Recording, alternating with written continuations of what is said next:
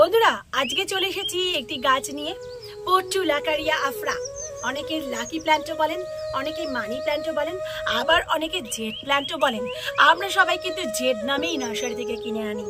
আর এই জেড প্ল্যান্টের এখন অনেক গুণ আছে, বাস্তু থেকে ফেংশুই এবং সর্বত্রই এই জেড প্ল্যান্টের নাম এখন ঘুরে ঘুরে বেড়াচ্ছে। কেননা বন্ধুরা এইটা মানি প্ল্যান্ট বলা হচ্ছে, অর্থাৎ অর্থ আকর্ষণ করে, আর লাকি প্ল্যান্ট বলা হচ্ছে গুড লাককে বহন করে আনে। তাই আমরা সকলেই এই গাছটাকে বাড়িতে রাখবার চেষ্টা করব। কিন্তু এই গাছটা আমরা কোথা থেকে পেয়েছি সেটা যেমন আমরা জানবো, তার পাশাপাশি কি করে আমরা এই গাছটাকে প্রপোগেট করব এবং কি মাটিতে বসালে এই গাছটা খুব ভালোভাবে হবে, এবং আপনি একটি গাছ কিনে আনার পর আপনি অসংখ্য কিভাবে চারা করতে পারবেন সেই নিয়েই আমার ভিডিও। আর জেনে নিই যে আমরা কিভাবে এর চারা তৈরি করব। গার্ডেনিং উইথ অর্চনাতে আপনাদের সবাইকে স্বাগত। এই জেড প্ল্যান্টকে অনেকে এলিফ্যান্ট বুশ নামে জানি, অনেকে পর্ক বুশও বলে থাকেন। এটি পাওয়া যায় মূলত সাউথ আফ্রিকায়। এটি ওখানকার স্থানীয় উদ্ভিদ। অনেকে বলেন যে যদি আপনি আপনার বাড়ির দরজার সামনে বা বারান্দায় এটি রাখেন তাহলে কিন্তু প্রচুর পরিমাণে অর্থের বৃদ্ধি ঘটায়। ফেংশুই ও বাস্তুমতে আপনারা যদি এর মধ্যে একটি 5 টাকা বা 10 টাকার কয়েন রাখেন তাহলে তো আপনার বাড়িতে অবশ্যই সম্পদের বৃদ্ধি ঘটবেই। তাই জেড প্ল্যান্টে আমিও কিন্তু একটি 5 টাকা দিয়ে রেখেছি। বাস্তু এবং ফেংশুই মতে বাড়ির দক্ষিণ পূর্ব দিকে এই গাছটিকে রাখুন। এই গাছটা প্রচণ্ড পরিমাণে আর্থিক উন্নতিতে সহায়তা করবে আপনার। প্রায় 30-40 ধরনের প্রজাতি এই গাছটার মধ্যে রয়েছে। আমার কাছে কিন্তু মাত্র 2টো প্রজাতি রয়েছে। এটা হচ্ছে ভ্যারিগেটেড পাতা, আর এটা হচ্ছে এমনি নর্মাল সবুজ পাতা। এখন বর্তমানে বাস্তু এবং ফেংশুই দ্বারা অনেক মানুষ এই গাছটির সঙ্গে পরিচিত হচ্ছেন এবং তাদের অফিস আদালত বিভিন্ন বাড়ির ড্রয়িং রুমে এইসব গাছগুলিকে এখন স্থান দেওয়া হচ্ছে। এখন আপনাদের দেখাবো যে কি করে আপনারা প্রপোগেশন করে অনেক গাছ তৈরি করে নিতে পারবেন এবং তা বন্ধু বান্ধব সবার মধ্যে সেটা ছড়িয়ে দিতে পারবেন। এবং এই গাছগুলি আপনার বাড়ির প্রত্যেকটা কোনায় কোনায় ভরিয়ে দিন যাতে আপনার বাড়ির বাস্তু ঠিক রাখে। এবং এই গাছটি আমাদের হেলথ ভালো রাখতে সাহায্য করে। টলুইন, বেনজিনের মতন গ্যাসকেও শোষণ করে না, কেননা এই গাছটির পাতা অত্যন্ত মোটা বন্ধুরা। এই গাছটি প্রচন্ড পরিমাণে জল ধারণ করে রাখে। আর রাত্রিবেলা এই গাছের যে পাতার যে ছিদ্রগুলো রয়েছে সেগুলো কিন্তু এই পোর্সগুলো ওপেন হয়ে গিয়ে এরা কিন্তু আপনার ঘরের মধ্যে যে কার্বন ডাই অক্সাইডটা আছে সেটাকে কিন্তু প্রচুর পরিমাণে অ্যাবজর্ব করতে পারে এবং প্রচুর পরিমাণে অক্সিজেন আপনার ঘরেতে দিয়ে দিতে পারে। হেলথ, ওয়েলথ, প্রসপারিটি সব কিছুতেই কিন্তু এই গাছটি আমাদের খুব সাহায্য করে। আপনাকে বলবো যে কিভাবে প্রপোগেট করবেন আর কিভাবে এরকমভাবে বাড়িয়ে নেবেন আপনার প্রচুর গাছপালা। আসুন, তার জন্য কেমন মাটি দরকার, কিভাবে আমরা প্রপোগেট করব সেটাও আমরা বলে দেবো। প্রচুর সহজ উপায়তে আমরা এই গাছটাকে বাড়িয়ে নিতে পারি। এর জন্য আমি নিয়ে নিয়েছি একটি কাটার। আর যেসব ডালপালাগুলো বন্ধুরা এই দেখুন তলার দিকে ভেঙে গেছে, সেই সব ডালপালাগুলোকে আমরা এখান থেকে কাট করে নেব। এরকম ভাবে ডালপালাগুলোকে কাট করে নেব। এই যে ডালটা, এটাকেও আমি ইজিলি কাট করে নেব। কাট করে নিয়ে এইগুলো আমি এখন আপনাদের সামনে বসিয়ে দেখাবো। এটা খুব তাড়াতাড়ি বাড়ে, সুতরাং আপনাদের চিন্তা করবার কোনো কারণ নেই যে আমি কেটে ফেললাম কি হবে। এই যে ডালপালাগুলো কাটলাম বন্ধুরা, এই ডালপালাগুলোর ওখান থেকে আবার 2টো করে ডাল বেরোবে এবং এটা আরও বুশি হতে সাহায্য করবে। আমি এখন আপনাদের দেখাবো বলে 4টে নিলাম। এরকমভাবে তলার দিক থেকে আপনি পুরো পাতাগুলোকে ছাড়িয়ে নেবেন। এই পাতা থেকেও গ্রো করা যায়, কিন্তু সেটা অনেক টাইম লাগবে, সেই জন্য আমরা কেউ পাতা থেকে গ্রো করি না। অবশ্যই ডাল নিয়ে নেবেন, ডাল থেকে গ্রো করলে কিন্তু খুব তাড়াতাড়ি হবে। সেই যে গোড়াটা রয়েছে, ঠিক এই গোড়ার তলার দিক থেকে কিন্তু এরকম ভাবে আপনারা 45 ডিগ্রি অ্যাঙ্গেল করে যদি কেটে নেন তাহলে কিন্তু চারাটা খুব ভালো হবে। ছোট্ট ছোট্ট এরকম টবের মধ্যে কিন্তু আপনারা লাগিয়ে রেখে বাথরুম থেকে কিচেন থেকে সব জায়গায় খাবার টেবিলে পর্যন্ত এই গাছটা আজকাল শোভা পাচ্ছে। এই লাকি প্ল্যান্টটা অবশ্যই আপনারা বাড়িতে লাগান এবং একটা নয় অনেকগুলো লাগিয়ে রাখুন। আপনারা এরকম বাড়িতে তৈরি করুন আর তৈরি করে সবাইকে গিফট করে দিন। যে গাছের ডালগুলো আমি কাটলাম সেই জায়গাগুলোতে ফাঙ্গাস লাগবার চান্স থাকে, সেই জন্য আমি এখানে ব্যাভিস্টেন দিয়ে দেব।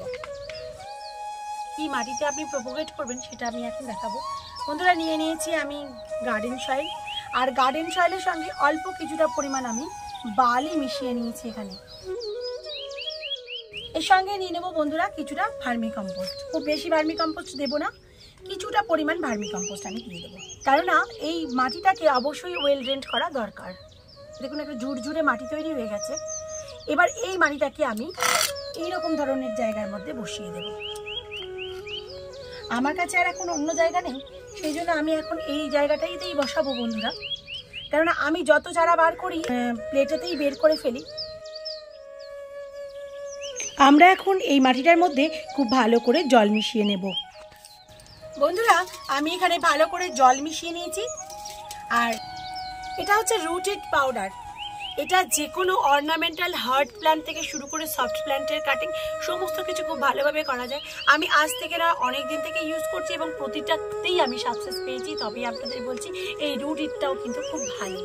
আমি এই রুটিটটা ইউজ করছি আর এর মধ্যে আমি এখন এই কাটিংটা বড়িয়ে নেব। নিয়ে আমি এখানে একটা হোল করে নেব, জাস্ট একটা হোল করে আমি এই প্ল্যান্টটাকে জাস্ট বসিয়ে দিই, এরকম করে টিপে দেব। এরকমভাবে সেম টু সেম আমি একটু এখানে জলে ভিজিয়ে নিলাম, এটা সেটা নিলেও খুব ভালোভাবে এটা আটকে যায়। তো আমি ঠিক সেম টু সেম ভাবে আমি এই একইভাবে আমি এরকম একটা হোল করব, এখানে বসাবো আর প্রতিটা এরকমভাবে আমি করে দেব। এই ছোট্ট পাতাটা থেকেও আপনি গ্রো করে ফেলতে পারবেন।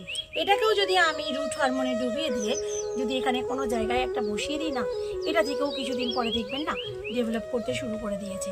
আর জলের ব্যাপারটা বলবো বন্ধুরা এবার, যে এই গাছের পাতাগুলো এতটাই মোটা যেখানে জল স্টোর করে রাখে, সেই জন্য জলটা অবশ্যই বুঝে দেবেন। যদি কিন্তু আপনি জলটা বুঝে না দেন তাহলে কিন্তু এই গাছের গোড়াগুলো পচে গিয়ে এই গাছটা কিন্তু পুরো মারা পড়ে যাবে। এই গাছটি তো কেমন জল পছন্দ করে বললাম, এরকম জায়গায় রাখবেন, সেটা হচ্ছে বন্ধুরা 5 থেকে 6 ঘন্টা রোদ পড়ে এমন জায়গায় কিন্তু এই গাছটাকে রাখবেন। এই গাছটা অত্যন্ত উষ্ণতা পছন্দ করে। বন্ধুরা শীতকাল হচ্ছে ডরমেন্সি। অনেকে বলেন যে আমার জেট প্ল্যান্ট গ্রো করছে না। এর বসন্তকালে কিন্তু এর গ্রোয়িং পিরিয়ড শুরু হয়।